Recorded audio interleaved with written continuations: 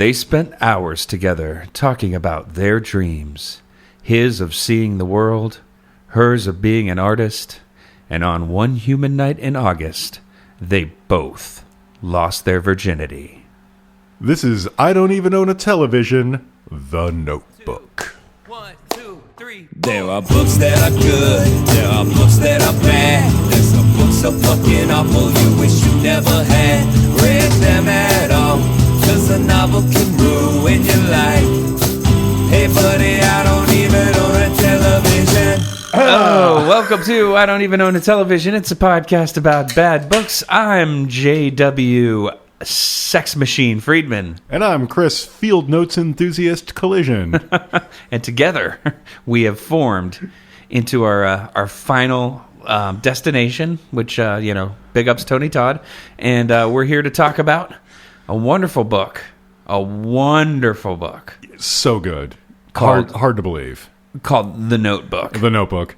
Off the top, before we get into it, we should note Nicholas Sparks has been in the news for being a truly reprehensible person, and we're not going to talk about that, but it did kind of send the back of my brain spiraling, Nicholas Sparks, and so I went to the shelf shit that is full of stuff that I randomly grab when I happen to go to Out of the Closet by my house, and I saw a book that was about 220 pages long, and I said, Self, Jay, we're both in the middle of some shit right now. We could use a short book, could we not?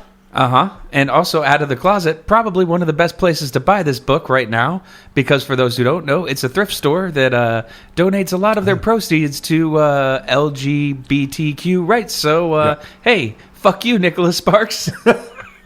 Yeah, sadly, it's a paperback, which means I spent almost no money on it, but I do what I can at old Out of the Closet. So, fuck you, Nicholas Sparks. Mostly for being a homophobic piece of garbage, but also and secondarily for making me schlep through this pile of crap. Now, we've done one Nicholas Sparks book on the show before as part of a crossover with the other great book podcast out there, The Worst Bestsellers. Incorrect. I believe that was James Patterson doing Nicholas Sparks. Oh shit, you're right. Which is the funniest thing in the world, because among the most depressing thoughts I have ever thought, I was maybe... You're totally right. I was 50 pages into this, and I had to think the following words to myself. Self, I kind of like James Patterson's hopped up Nicholas Sparks better than I like Nicholas Sparks. It was called Suzanne's Letter to Nicholas, and it was by James E. Patterson, and it was definitely in the style of Nicholas Sparks. We've done... Straight up rip. We did Nights in Rodanthe, which was a solo episode, I believe, just the two of us, which was pretty torturous. Yeah. Yep, and also pretty much the same thing. Yeah, very much the same thing. So here we are, we're back at it to once again put us through the hell that is... Oh, wait, no, you're right. Nights in Rodanthe was Nicholas Sparks. Yeah, but that was a solo episode. That was the solo joint. So, but you were right that we had actually read some Nick Sparks before. We had, just not with the worst bestsellers. However... So I've read 2 Nick Sparks books? Yeah, we've done... This is our second... Like, within, I think, a year and a half. Man, we got to get our heads right. We got to get, back into therapy or back into yoga or some shit. This can't be good for us, Jay. Back into men's adventures. Yes. Something like that. So, this is one of those books that Nicholas Sparks writes, so you probably know what it is already. Well, it's a romance novel, Jay. I would not call it a romance novel. Not to his face, anyway. No, or... to anybody who was thinking about buying it, what I would call it is a book where people are put through horrible, horrible situations in the name of a romance that never quite blossoms as fully as it should. I believe people would call it misery porn. And the reason I made the joke about it's definitely not a romance is because apparently Mr. Sparks is famously hostile to the notion that what he does is have a man's name that goes on the cover of romance novels. He himself has been known to say, I write love stories, which are classic and timeless. Oh, of course, because romance novels are for women and by women, and Nicholas Sparks And is a therefore big bad. swinging dick. Whoa. Is that... I hope that's not how he types, because youch, get that old thing stuck in the platen. That's no good. That's no bueno. Yeah. But no, that's a pretty obnoxious thing to say, I would say. Yeah. Because you're definitely writing in a specific genre, but you're doing everything you can to distance yourself from it due to gender politics. So once Exactly. again, fuck you, Nicholas Sparks. Yeah, great dude. In addition to that, let's see, what else do we know about him? We know he doesn't know how guitars work. We definitely know he doesn't know how guitars work, but we're going to come back to that in high points, low points, because I want to get into that in detail. I would say he also doesn't know how human emotion works.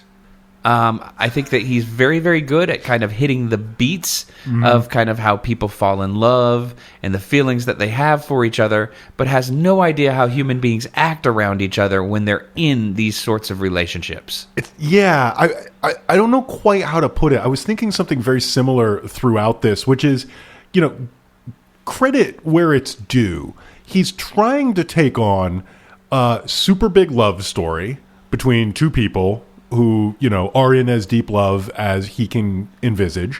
One of them has to decide whether she will pursue this slightly forbidden love or settle for a very secure, happy life that's laid out in front of her. And then one of them gets super duper sick, and they have to navigate that as well. Along the way, there's this throwaway mention that they had 5 kids, one of whom passed away. So credit for swinging for the biggest stuff that human beings can kind of have on their plate. However, I would say extra credit for jamming it into 222 pages. Yeah. However, execution still matters, I'm told, and it all comes together about as well. I guess the best metaphor I can think of is, how when you sculpt something out of clay, it all looks like one substance. This is more like sculpting out of radically different colors of Play-Doh. I was just going to say, yeah, this is like when you jam all the Play-Doh colors together. So you got the love part over here, the sick part kind of wedged on top of that, but it looks like maybe a snowman, except the bottom ball is made out of brown snow. The middle ball is made out of yellow snow. And there aren't any more balls because there aren't any more distasteful bodily effluvia that I want to compare this book to. There's dirty fingerprints everywhere on it. Yeah. Yeah. We didn't like this book very much, folks. I'm going to be... I'm not mad at it. I think it tackled some stuff cool. I'm glad it did it. But, oh, man, this is not good. It's not good at all. And this book is built around a device. And I guess before we get into describing that device, the mic device, Clsn was just doing breakdance moves, so I had to say something like that. I would also claim that it's a bit of a suspect device, if you know what I'm saying. Don't believe me. Don't believe me. Don't believe it twice. This book's a suspect device. Let's do a plot in 60 seconds. Nobody knows if you finish or not. You've got 60 seconds to give them a plot. Plot in 60 seconds. Okay, Clsn, are you ready to try to sum up the story of this book in 60 seconds or less? Yep. I was going to say much like the Dead Boys classic Suspect Device, but I have a feeling that's closer to 2 minutes. It's Stiff Little Fingers as well. Stiff Liver. Wow, man, I suck at everything. One of the many... The Dead Boys did, what was the other... Oh, man, what was their big hit? I only know one Dead Boys song, and it's the wildly offensive I Need Lunch. No, they had a huge hit that everyone covered. If you're in the Dead Boys, in. Just keep riffing. I'll figure it out here. Are you Stiv Bators? Sonic Reducer. Oh. Yeah. Yeah. Okay, so yeah. Okay. Anyway. So I'm going to sonically reduce these 200 and some pages into but 60 seconds. Holy shit, you just dug me out of that well. And I'm going to use the suspect device of, instead of using my stiff little fingers to write it out, I'm going to completely half-ass it and read the back of the book and then freestyle until Jay tells me to stop. Okay. Are you actually going to freestyle? Yes, but not freestyle rap. I just meant off the dome. Oh, damn. Okay. All right. So, are you ready? Yeah. Go. At 31, Noah Calhoun, who you may remember from the film Noah, back in coastal North Carolina after World War II, which you may remember from many films, is haunted by images of the girl he lost more than a decade earlier. At 29, socialite Allie Nelson is about to marry a wealthy lawyer, but she cannot stop thinking about the boy who long ago stole her heart. At which point, she sees a news article about a guy who bought a house and restored it, realizes that this is the house that her one summer boyfriend always wanted to buy. So 3 weeks before her wedding, she tells her husband, I'm stressed out, I'm going to go buy some antiques. And he's like, yeah, that's a thing that people do after World War II. That makes a lot of sense. And so she drives, meets up with her boyfriend, and they proceed to lock themselves in his house and have several days worth of consecutive sex. At which point the decision comes, will she leave her husband and come with Rory Calhoun? Or will she... Noah. Yeah, I know, it was a joke. Or will she go back to her husband-to-be? Well, she picks the love of her life, folks. Spoiler. And then they have 40 good years together. And then she gets Alzheimer's. And then we get 4 years of them in an old folks' home where he shows up every day. And she doesn't recognize him. And he reads her the story of her life. And then some days she recognizes him. And then most days she doesn't. And then one last time he sneaks in. She recognizes him. And what do on the very last page? They get it on one last time. Yep. That's The Notebook. That is The Notebook. Yeah, so you mentioned the story of the life. Yes. This is the device I was talking about. The titular notebook, if you will. Yeah, but it's actually notebooks, if I'm correct, because they each have one, don't they? Sure. Either way, and lots of bindles of letters. Yeah. At some point in their youth, Noah got the idea that they should write their life story as it progressed, so that in their old age they could read each other's stories about their life together. And this leads to one of the most confusing things about this book to me, because it drives me fucking crazy. The first person parts of this book, the parts that take place in the present, are, as I said, first person. The notebooks themselves are written in the third person. So when you go back into the past, you have a fella named Noah writing about himself, saying things like, Noah was sitting on the porch, rocking back and forth in his chair. This is so confusing and irritating, it made me want to destroy everything else about this book. Like, all of the other bad things in this book, to me, can't compare to how fucking irritating that is. Who writes about themselves like that? Like, a diary in the third person? Chris Collision approached the microphone and prepared to respond to Jay. No, I would not say that was the thing that annoyed me the most, but... reading this book is the thing that annoyed me most. So I cannot tell you anything but, you know what, buddy, you're right. I mean, it's a really weird choice to make. Like, to have the modern day stuff be like, I shuffled along the corridor of blah, blah, blah, blah, blah. And then the stuff that's supposedly being read from a document written in 1944 was like, Noah knew he had to go to war. Like, what the fuck? What the fuck? Seriously. Nick. Get your head out your ass. It's not the most deftly handled framing device, is what you're saying. No, not at all. And it also basically is a Zach Braff movie for grandparents.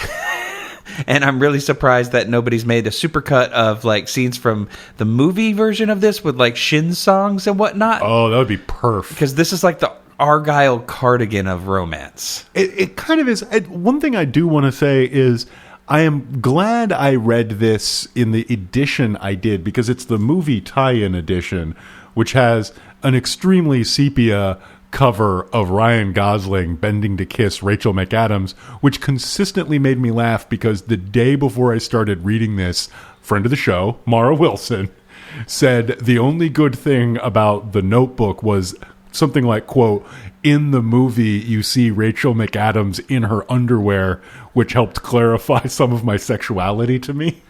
Yeah, I mean, I'll agree with that. For sure. And that it's also creepier coming from me, but what the hell? That also made me laugh every time I looked at this. Yeah. Rachel McAdams, definitely one of the high points of the movie. Definitely one of the high points of True Detective Season 2. Have you seen the movie? I didn't see the movie. Yeah, I've seen the movie. So this was interesting to me. So you came at the book. You had not probably read the book before, but you knew the beats. Oh, dude, least. I've read this book like 8 times. No, I'm just kidding. I knew the beats from the movie. Okay. So I knew really nothing about it. So I was really taken aback by the Alzheimer's subplot, which I found incredibly distasteful. I just thought it was handled in very poor taste. Oh, it's just as distasteful in the movie, if that's what you're going to ask. Oh, I wasn't going to ask that. I was just going to say it was weird to me because I felt like I knew about this entity, The Notebook, just because I remember when it was culturally very central. But then upon opening this book, I realized I had no clue whatsoever what it was about. I sort of thought I thought it was maybe more of an epistolary thing. Letters home from the war. Stuff like I thought maybe there was like a time slip thing that was much more real than the one I actually got. So it's a little weird to enter something that at one time was kind of culturally dominant, but it turns out was completely empty or made no actual impression on you. Turns out American culture, pretty boring. Fair point. Especially popular American film culture. I don't know if you remember there's a great Futurama line where somebody says, this is Blurn's ball. It's a jazzed up version of baseball. And the kid from the past gets really offended and says, there's nothing boring about baseball. Baseball's like apple pie and mom. Huh. They finally jazzed up baseball, huh? Oh, boy. And I only like it when Nicholas Sparks is jazzed up James Patterson style. Hey, so you want to talk about New Bern, North Carolina? Oh, God. I don't know. Sometimes when you go to New Bern because you're trying to disappear, the important thing is to buy a house and renovate it. Kayaking is a great way for an ex-spy to stay in shape. It also doesn't let you... I'm sorry, that's not a good freestyle burn notice joke, but it had been too long since our last burn notice joke, I felt. Burn notice, yeah, I didn't think about that. No, I thought New Bern was an interesting place to set this until I read that's where Nicholas Sparks lived at the time. Because New Bern is known for two things, mostly. Oh, wait, it's an actual place? Yeah, it's an actual place known for two things, mostly. Okay. Tobacco and racism. In extreme racism. In the 1900s, they passed a constitutional suffrage amendment which used various devices to disenfranchise black citizens, and as a result, they were totally closed out of the political process, including participation on juries and local offices. White Democrats maintained the suppression mostly until after the Voting Rights Act of 1965, which means that while this book is going on, and our hero, Noah, communicates several times with his quote-unquote best friend Gus, an older black man who dispenses homespun wisdom about love and life, and he's one of those characters. And disappears from the book entirely after about page 40, I'd say. So one of the things you can kind of see the author forgetting about him. This whole book takes place against an unspoken backdrop of some of the worst Jim Crow racism in the South in the 1900s. Oh, let me correct you on one facet of that, my man. It's spoken. The gravel road itself wound its way between antebellum farms, and she knew that for some of the farmers, life hadn't changed since before their grandparents were born. That's a very subtle way of putting it. Yeah, that's page 33 right there, at least in my edition. And boy, that's a little excess nostalgia for pre-Civil War South. There also is, I think, an explicit mention in here where they don't actually call it the war for states' rights, but they do call it the war between the states with all the initial caps that you'd expect. Yep. Which is a lost causer euphemism, as far as I know. Definitely. So there's some questionable, what I would call erasure happening here, and I think that's pretty fucked up. especially when you have what is essentially, pardon the term, but this is the name of the character type now, a magical Negro dispensing advice. Yeah. You maybe want to, tread a little more heavily on the fact that this man lived in a time when the entire world that he lived in was against him. It just really, it bugged the shit out of me. Yeah, well, luckily, if the race relations angle of the Notebook is a problem for you, you can just take refuge in how progressive and awesome the gender relation... Oh, fuck. I stepped in it again, didn't I? Yeah, you did. Actually, maybe we should pivot into high points and low points, because I've got a high point about that. There's one more thing I want to mention before that. There's one Jewish character in this book. What? Yes, I can't remember his name, but he has 2 speaking lines. He owns a scrapyard that Noah works at. Oh, fuck. He has a grand total of him. 2 speaking lines. Yeah. Both of his speaking lines revolve around telling Noah, our hero, that he's a great guy, even though he's not Jewish. And that struck me as particularly odd as well. He's the scrapyard owner who helps Noah make his fortune in the world, who, if I remember right, sees World War II coming and treats it primarily as a business opportunity, which is, if that particular anti-Semitic stereotype bundle were a dive, the degree of difficulty would just be off the charts. That's Rodney Dangerfield doing a triple Lindy. Yeah. Yeah, for sure. It's ugly stuff, folks. It's ugly stuff. All right, well, let's get into something that's hopefully funny here. Here's high points and low points. Here's a song which is at least upbeat. High points are high, and low points are low. High points, low points, get ready to go. Okay, before we get into high points, low points, I do want to offer a pro tip to the people at home. Steal this book or check it out from the library, because fuck Nicholas Sparks. And read all of Noah's lines in your head in the voice of Boomhauer from King of the Hill. It becomes far more entertaining. But now, high points, low points. This is where we try to, go up. We try to dive to the depths and rise back up again. Would you like to go first? I think so. I'm going to pivot a little bit. We were just talking about this. I'm going to say that I liked some of the ways the horniness of this book were manifested. I did not expect to read Making the Kind of Love That Satisfied Both of Them.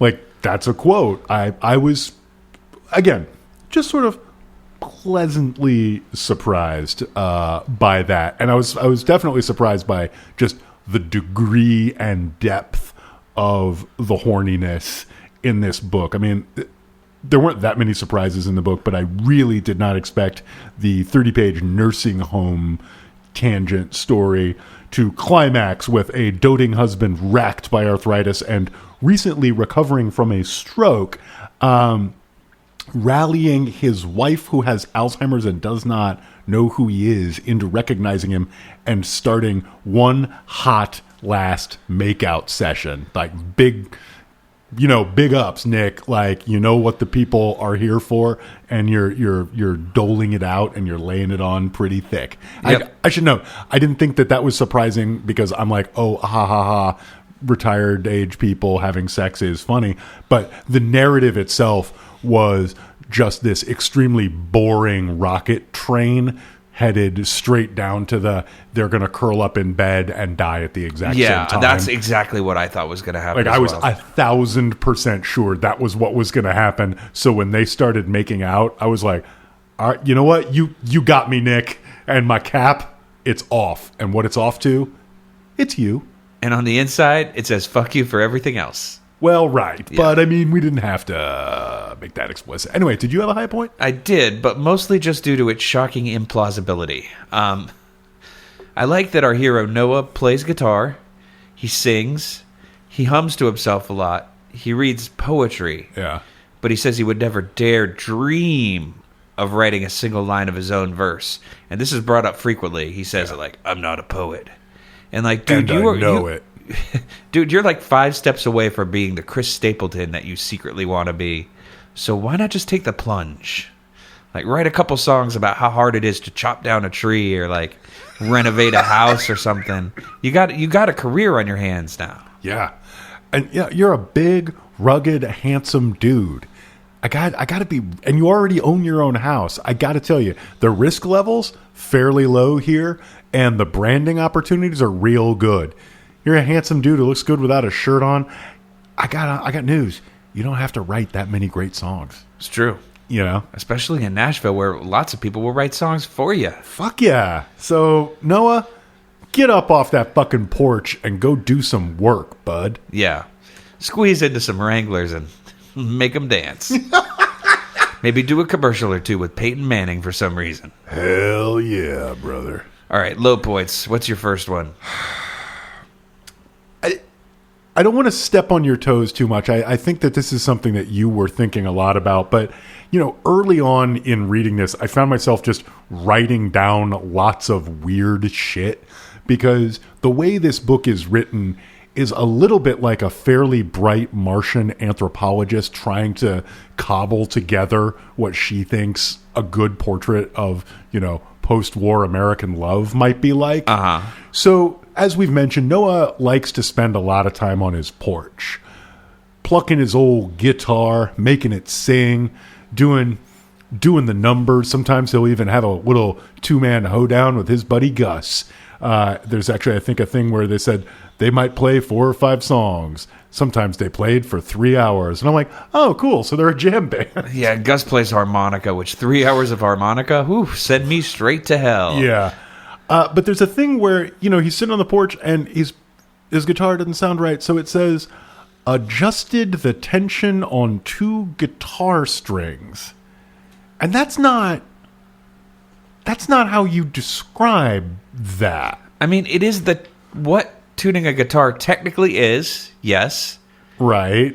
But it's also a very, very strange way to describe it. I mean, it's like checking for atmosphere to make sure there was a medium to propagate vibrations through. Yeah. Following this, the alien adjusted the tension on the thin wires wrapped around a knob at one end and sometimes around another perpendicular knob at the other end, but usually just running through a stationary post. Yep. Following this. It reminded me a lot of, I think I've quoted this on the show before, but David Fair of the seminal kind of outsider art group, half Japanese, wrote an essay once called How to Play Guitar that I think is one of the most brilliant things ever written. And I'm just going to read a little excerpt from it here. So that the third paragraph... Put your learning hats on, folks, because you're about to understand how to make truly great music. Tuning the guitar is kind of a ridiculous notion. If you have to wind the tuning pegs to just a certain place, that implies that every other place would be wrong. But that's absurd. How could it be wrong? It's your guitar and you're the one playing it. It's completely up to you to decide how it should sound. In fact, I don't tune by the sound at all. I wind the strings until they're all about the same tightness. I highly recommend electric guitars for a couple of reasons. First, they don't depend on body resonating for the sound, so it doesn't matter if you paint them. And also, if you put all the knobs on your amplifier on 10, you can get a much higher reaction to effort ratio with an electric guitar than you can with an acoustic. Just a tiny tap on the strings can rattle your windows, and when you slam the strings with your amp on 10, you can rip the paint off the walls. The first guitar I bought was a Silvertone. Later I bought a Fender Telecaster, but it really doesn't matter what kind you buy as long as the tuning pegs are at the end of the neck where they belong. A few years back, someone came out with a guitar that had tuners at the other end. I've never tried one. I guess they sound alright, but they look ridiculous, and I imagine you'd feel pretty foolish holding one. That would affect your playing. The idea isn't to feel foolish. The idea is to put a pick in one hand and a guitar in the other, and with a tiny movement, rule the world. Yes! That was probably written in about as long a time as it took you to read it out loud, and is by so far and away better than anything twixt the Rachel McAdams, Ryan Gosling emblazoned covers of this copy of The Notebook. Very, very true. All right, so my turn for a low point, I guess? If you can go lower than that, then limbo it up, my man. I can. Hey, so, do you have a 225-page book with at least 40 pages of words you didn't write? and you need to pad it out even more? Hell, here's an easy trick. Make one of your characters a giant fan of poetry and have him recite it a lot. Recite it aloud, think it to himself. Just kind of always be reciting Whitman or Eliot or Dylan Thomas. It's amazing how quick those pages will fill up. Pass notes full of poetry. Yeah. Like, I'd say a good eighth of this book is other people's words. Yeah. Oh, my God. And among the things he doesn't seem to understand, guitar strings, poetry in general, I would put really high on that list. I mean, one of the things that I like about poetry is that it's very, very individual. You know, it's frequently a marvelous window into somebody's thought process or a marvelous take on somebody's very singular voice. But in this, everybody thinks the exact same way and everybody talks the exact same fucking way. Like, I know for a fact I could tear out any given page of one of the interminable letters the characters send each other and hand it to Jay, and he would have no better than a 50-50 chance of guessing who wrote it. Nope, not at all. You know? Unless a name were involved. Well, obviously I would Sharpie that out. Yeah. Redacted. Redacted, motherfucker. Like the Mueller report. Oh! Yeah. This thing's about the only crime Trump didn't do, Jay. Oh, let's move on to another low point from you. Some searing hot political takes from IDEO TV Pod. Yeah, I don't know. Can I just sort of say, I will say there was a scene in here where Allie's been hanging around for a couple of days, pretending time doesn't exist, pretending she's never going to have to go back to her fiance or rejoin her world, primarily because she and Noah are just taking it down to Bone Town on the reg. And she's doing dishes, and somebody comes a rap-a-tap-tapping at the door. Noah answers it, and the following happens. It's your mother. Followed by the sound of breaking glass. And the problem with that is, like, that breaking glass reference instantly made me think of that old-fashioned glass break cat yowl sound effect. Yeah. And to the extent that this book had me carrying along emotionally and plot-wise, making me think of that completely fucking lost me. And to the point where I spent about 10 minutes looking for it unsuccessfully on YouTube. Which was kind of a bummer because I really wanted to hear the old-fashioned rock through plate glass window followed by cat screaming sound. So my second low point is a short one, and it is just, what the fuck, dude? You are writing for adults. You do not get to say things like, I walk on tiled floors, white in color and speckled with gray, like my hair. And why you work so hard. Ghosts, he wanted to say, but didn't. Jesus Christ. Okay. Quick game. Name. Just come up with a title for a book in which the line, why do you work so hard, ghosts, he wanted to say, but didn't, would actually work. Paranormal Hunters, Volume 3. Fuck yes. Ghost hunters, this time they're girls, again, parentheses, bite it, fuckos. All right, one more round of high points, and then we'll take a break. So, this is a little higher level. It wasn't really a point. It was just more the spirit of the book. In some ways, I kind of liked the sincerity of it. I don't think it handled its sincerity well, which makes it kind of a failure as a book. But I liked the themes. I liked the sense that this was somebody actually trying to write kind of a non-pandering love story and then failing miserably. But it made me dig out a bunch of like old sad music that I hadn't listened to in a really long time, including an unlabeled mixtape with some song that I've just like, with no track list, like just completely unlabeled. Like I can't remember who gave it to me or how long I've had it. And I had this one song that I've never heard anywhere else that just had this line that was something like, I was writing songs, you were ripping bongs, we should have been righting wrongs. So if you know who that was, like, write in and tell us. That's a good lyric. Yeah.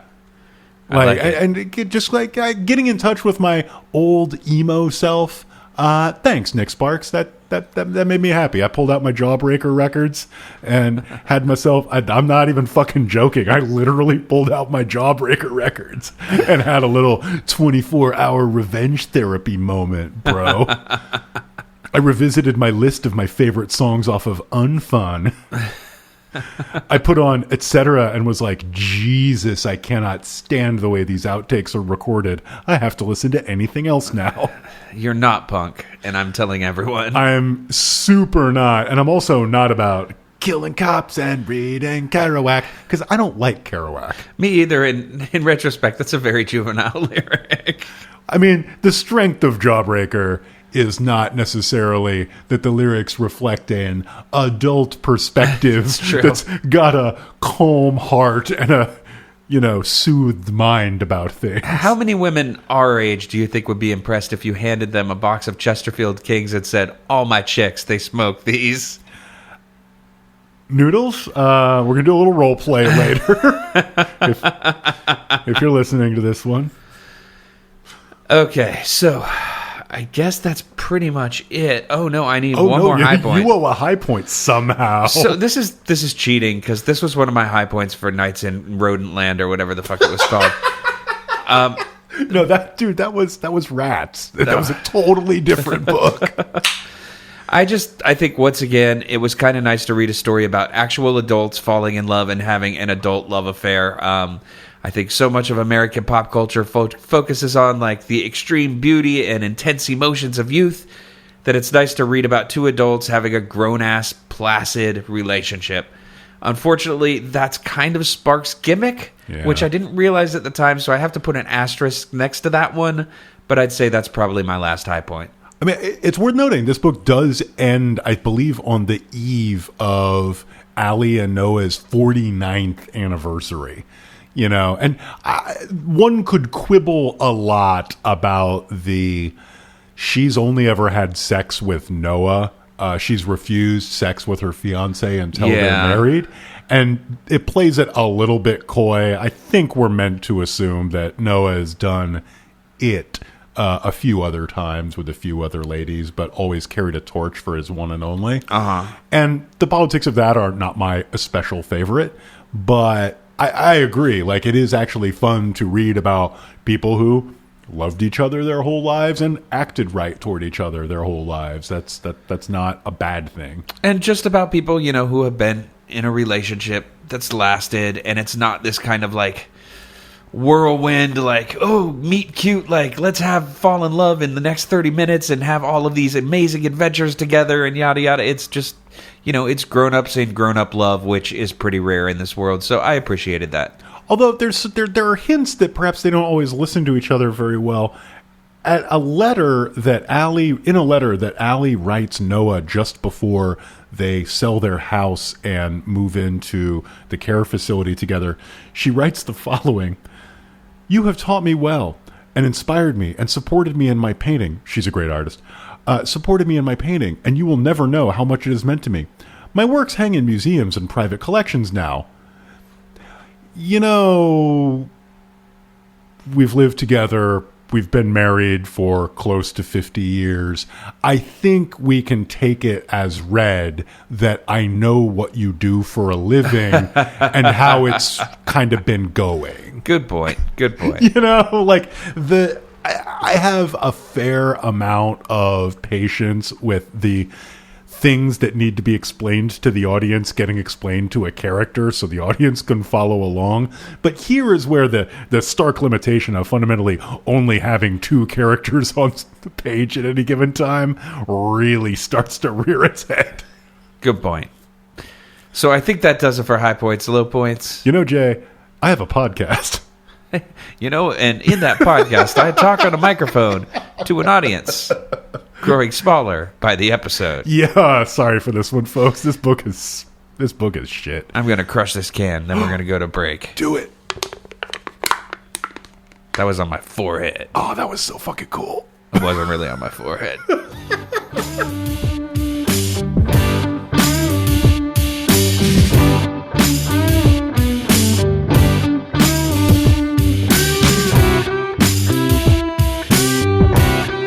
Welcome back.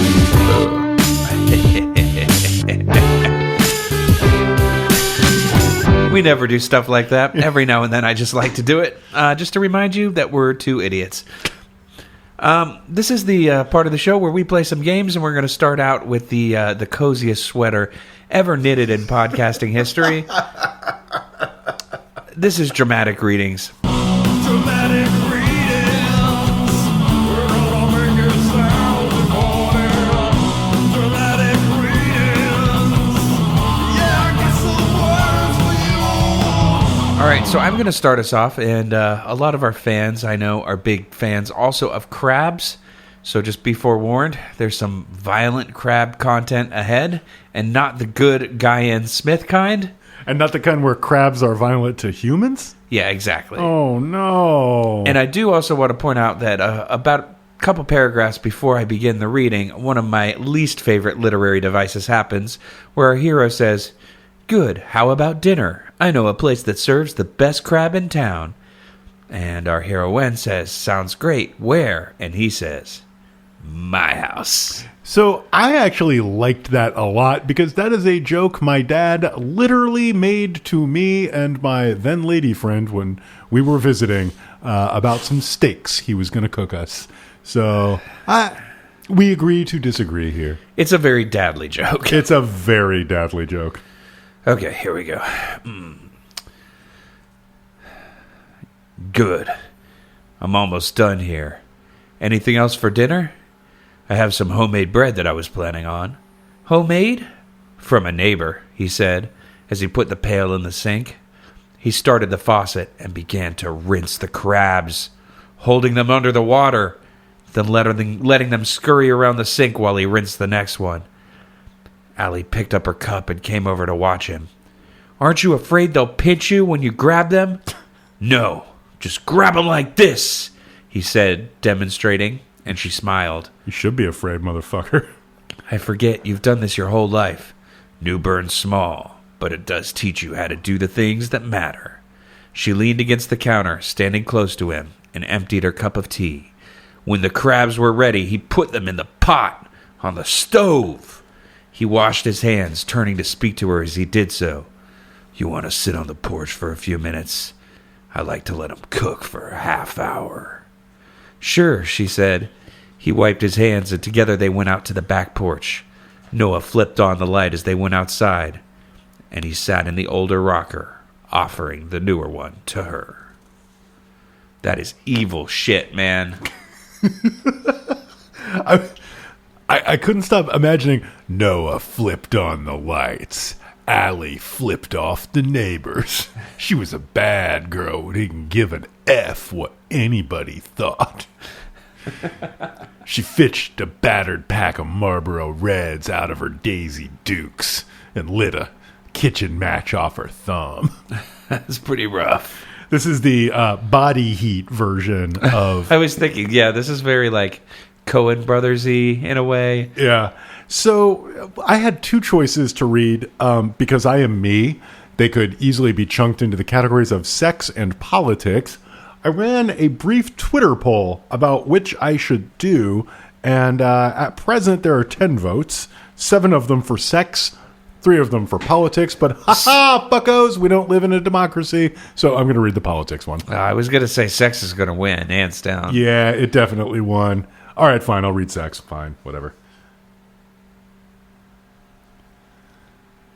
They gave in then to everything they had fought the last 14 years. Allie lifted her head off his shoulder, looked at him with hazy eyes, and Noah kissed her softly on the lips. She brought her hand to his face and touched his cheek, brushing it softly with her fingers.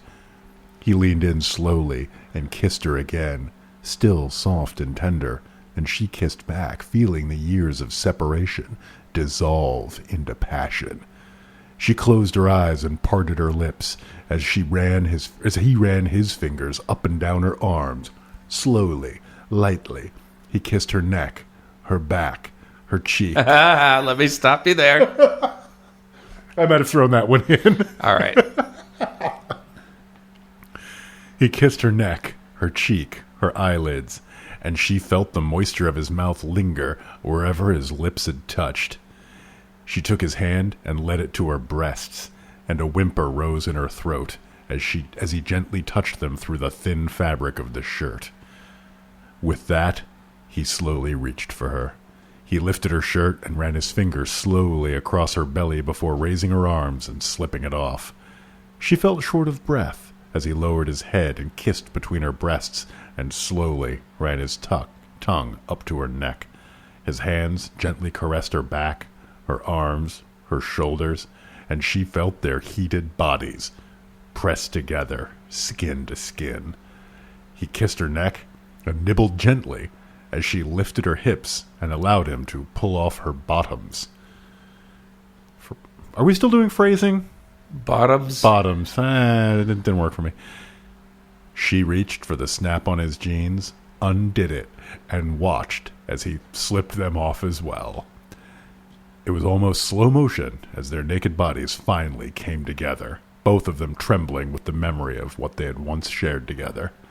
And I don't think they're talking about a corn dog at the fair here, kids. Nope. He ran his tongue along her neck where his hands moved over the smooth, hot skin of her breasts, down her belly, past her navel, and up again. He was struck by her beauty. Her shimmering hair trapped the light and made it sparkle. Her skin was soft and beautiful, almost glowing in the firelight. He felt her hands on his back, beckoning him. They lay back, close to the fire, and the heat made the air seem thick. Her back was slightly arched as he rolled atop her in one fluid motion. He was on all fours above her, his knees astride her hips. Your guess is as good as mine, folks. Some belly button fucking's about to happen. Cinemax style. Yeah. Maybe he's about to do the version of going down on her where his head is like somewhere around navel height territory. The belly button is the number one Cinemax erogenous zone. With a little tempting frown, she pulled him closer, but he resisted. Instead, he lowered himself and lightly rubbed his chest against her, and she felt her body respond with anticipation. He did this slowly, over and over, kissing every part of her body, listening as she made soft, whimpering sounds while he moved above her. He did this till she couldn't take it anymore, and when they finally joined as one, she cried aloud and pressed her fingers hard into his back. And it goes on like that for a while. I just want to say, if you write joined as one to describe sex, you cannot get up on your high horse and claim you're not writing romance. Yeah. That's true. That's like if you were to say the beast with two backs and then say you're not writing fantasy. Yeah, exactly. Like saying, so they could both watch the hockey game and not saying you're trying to pander to Canadians. You know, it just doesn't work. Anywho, that was pretty dramatic, but I think it's time we did something a little more choiceful, as a boss of mine used to say. So let's try a little game called What Would They Do? Sometimes the tensions are hard to define, and others the clear as day. So tell me, what would they do? Now, we talked about this a little bit earlier, some of the ludicrousness built into old Noah just sitting on the porch, wailing away on his guitar. And I kind of want to update the notebook. You know, you told me that there's not just a movie, but there's a mini-series a-coming. And so I think we need to, polish off the rough edges. This book is obviously a Gen Xer fetishizing boomers just sitting on the porch playing white blues. We need to drag this into the 21st century. And it needs to be written by a post-millennial looking at millennial culture with nostalgic eyes. So, which of these chapter titles would be the best name for New Noah's Bedroom Chamber Pop Project's first album? Okay. Miracles, Ghosts, Reunion, Phone Calls, Kayaks and Forgotten Dreams, Moving Water, Swans and Storms, Courtrooms, An Unexpected Visitor, Crossroads, A Letter from Yesterday, or Winter for Two. Swans and Songs. Definitely Swans and Songs. Swans and Storms. Letter from Yesterday. Letter from Yesterday. I think the thing is, like, I think there's at least 4 of these that are album titles in my collection. Like, I am 100% sure Kayaks and Forgotten Dreams is an At the Drive-In B-Sides comp that I picked up at a show somewhere. That you know it's true. I don't know if there's a lot of places to go kayaking in El Paso. I could be wrong. Winter for Two.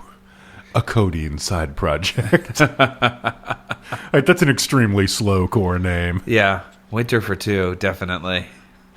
Anyway, I actually got to throw out another compliment to Nicholas Sparks. Dude can name a chapter. Yeah, sometimes. Well, I mean, Ghosts wasn't great. Miracles, fucking love stories. How do they work? Nobody knows. All I know is a fish ate, or a pelican ate my cell phone at Frisco Bay. I tried to get it back, but it ran away for some reason instead of flying. Well, I mean, so I learned this at a bird sanctuary. Birds generally only fly if they have to, either to escape a predator or to be a predator. Like, left to their own devices, if there's plenty of food on the ground and no predators around, they'll just wander around. They don't give a fuck. Like, so that means pelicans do not see Violent J as an imminent threat. I mean, nobody sees Violent J as an imminent threat. I don't know. Eminem, I think, did at one point. That's to hear Violent J tell it. That's true.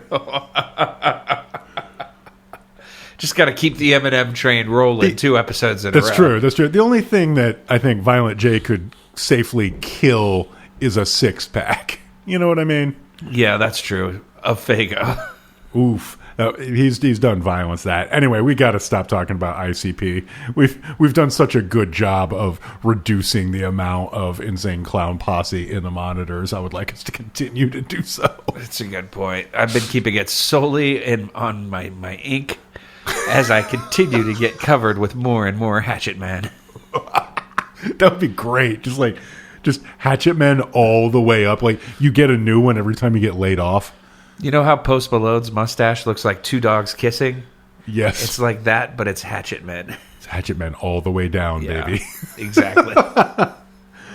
So, yeah, I think that's pretty much all the games, Jay, unless you've got something that you'd like to put us through. Nah, let's take a break. Let's put us through a break, and then we'll be back to talk about other stuff.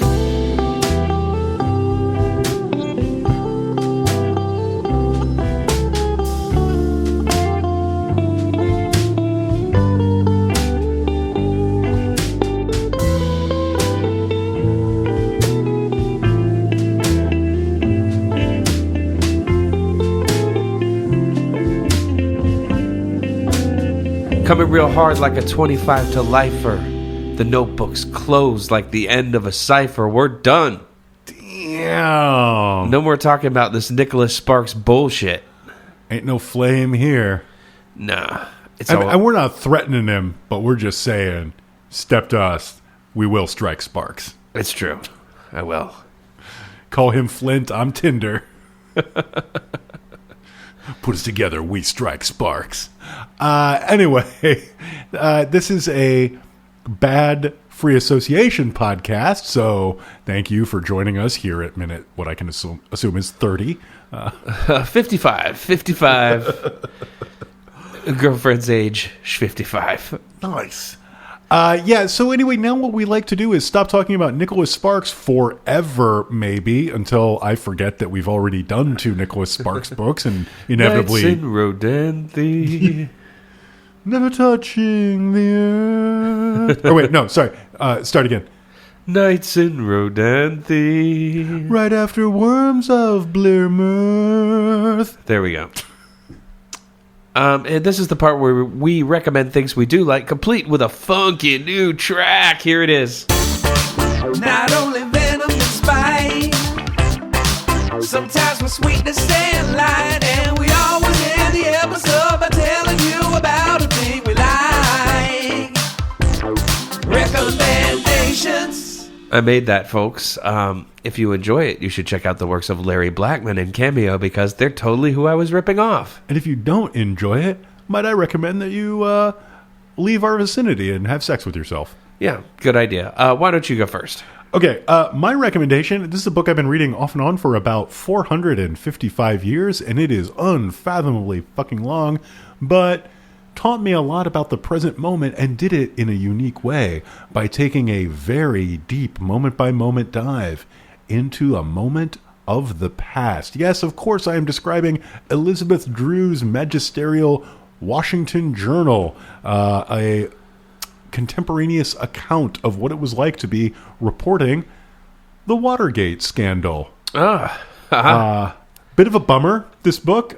Did not read a lot of it at any given time. And like I said, I've been reading it off and on for a very long time, but it really is interesting to be rocketed into the mindset and mind space of a time that was both very different and very, very similar to today. So I don't know if I recommend it, except here I am recommending it. The atrocities were committed by someone smart enough to know they were wrong. Well, now I'm thoroughly fucking bummed, but you're not wrong at all. Party! Woo! Okay, so we actually have very similar recommendations this time around, because I'm going to recommend a book that I just finished called The Great Successor, The Divinely Perfect Destiny of Brilliant Comrade Kim Jong-un by Anna Fitfield. This is a woman who has been reporting about North Korea since the early 90s.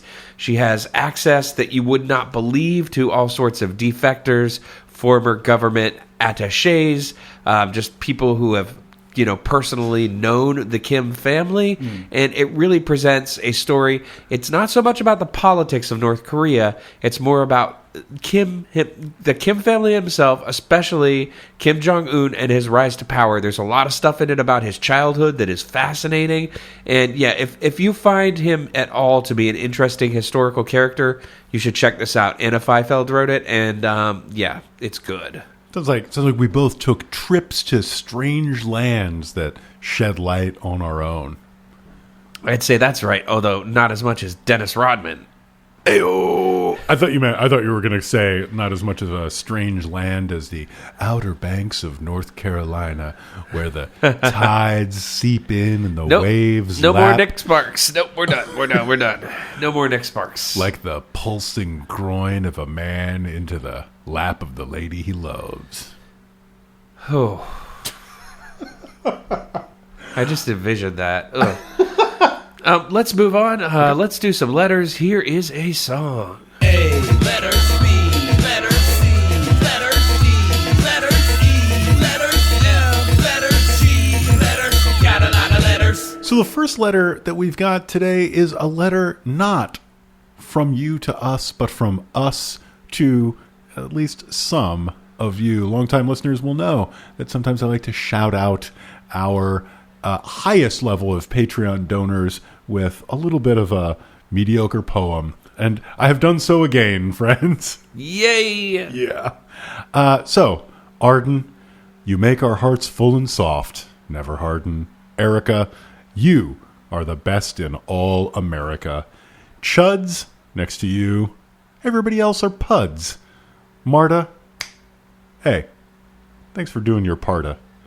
Daniel, whoa, hey, you're all we can handle. Jack, as long as you're around, we've got nothing to lack. And Aaron, your Sharon has got us absolutely rarin' to go do another show. So thank you all. Hey, that was good. It wasn't, but I hadn't shouted people out in far too long, so my apologies. No, it's important. It's important to give back. It is important. With the gift of poetry. Yes. Much like Noah from this... Oh, wait. Yeah. No more Nick You Spark. son of a bitch. How dare you? Okay, well, just for that, here's a letter.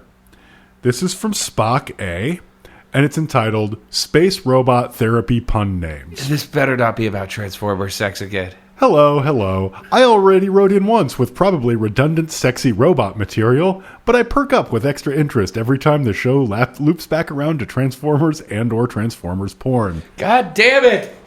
The Therapist Autobot. He does indeed have a pun name, and he's not even the only robot psychologist to have a pun name. His name is Rung. At first sight, that's unremarkable. Whatever. But you hear another character mention Rungian analysis. Later, you learn that Rung has a professional rival, and the two of them share a complicated, close, often antagonistic relationship. His rival is named Freud. I hate this. Rung and Freud. No, I'm not kidding, and it's beautiful. Rung doesn't turn into a couch. He actually doesn't know what he turns into, and neither does anyone else.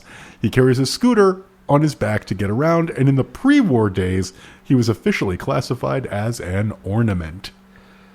I don't like any of that. So that happened.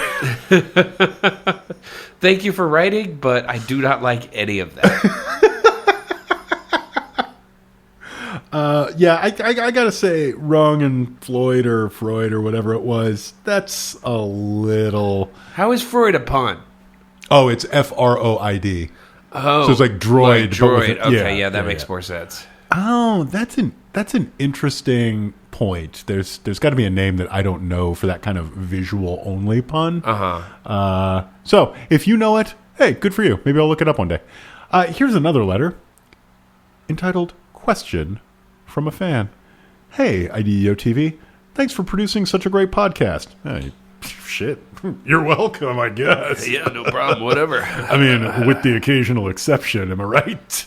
No, you're not. They're all winners. I eagerly look forward to each new installment. Just curious, are either of you on any online book communities like Goodreads? Fuck no. Sometimes I wonder what books and authors you guys have read that shaped your literary tastes. Thanks again for all the hours of entertainment and inside baseball music references. Okay, first off, there's not enough music in baseball. I think I've been clear about that. That's true. They need to play more than like 2 bars of pitcher's walk-up music for sure. Exactly. I mean, like, basketball games, they play goofy-ass music while teams are trying to do stuff, and basketball's way harder than baseball, so I don't see why baseball can't have just a thumping techno soundtrack start to effing finish.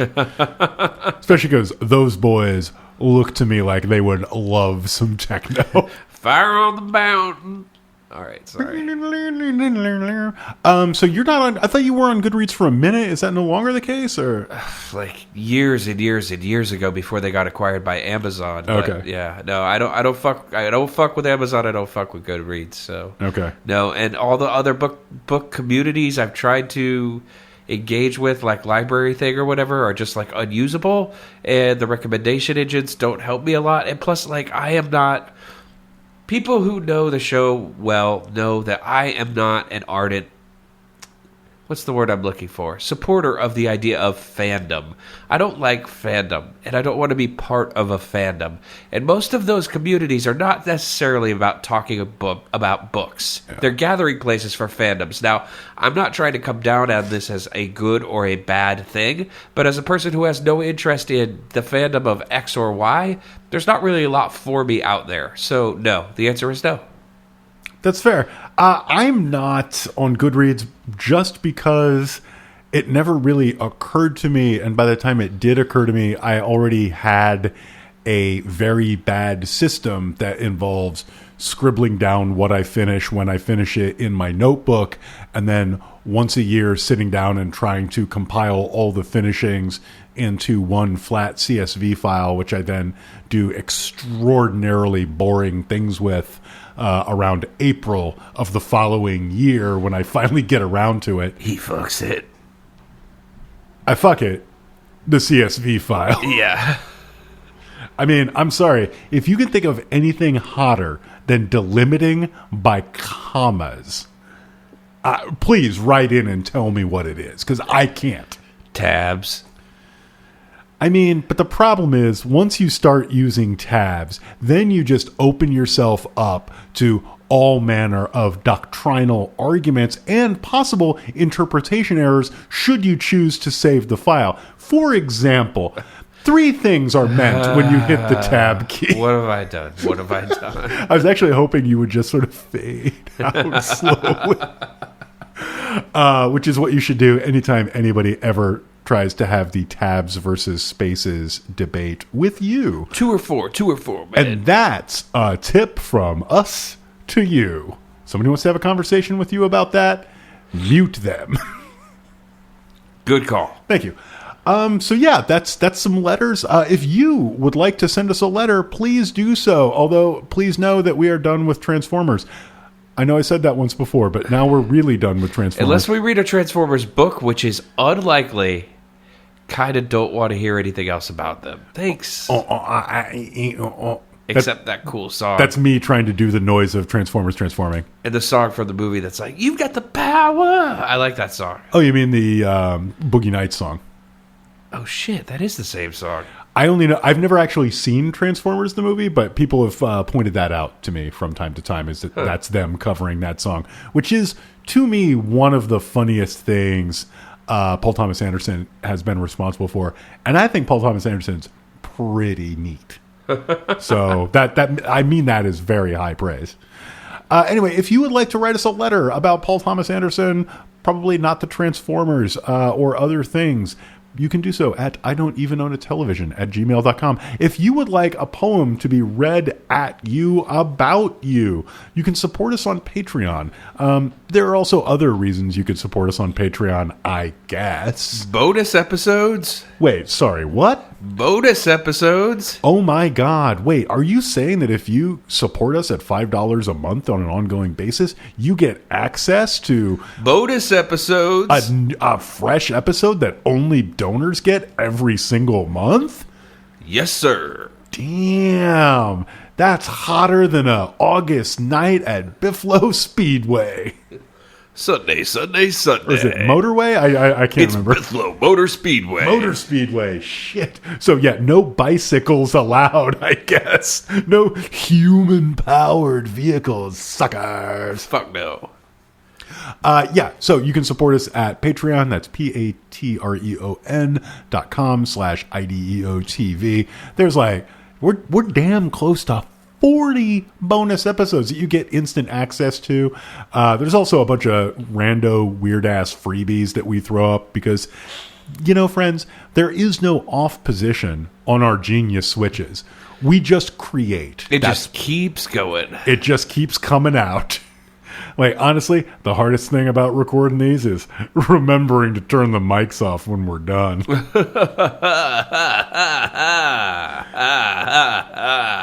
You want to turn the mics off? Yeah, oh God, yes. Anyway, sorry. As you guys can tell, we're both a tiny bit under the weather, and work sucks, but, you know, nothing sucks worse than Nicholas Sparks. It's true. We're on Facebook and Twitter. You can find us there. We have a cool group on Facebook, the I Don't Even Own a Television Fun Time Party Pit. Check that out, too. Party Pit. But most importantly, if you like the show, just tell your friends about it. Yeah.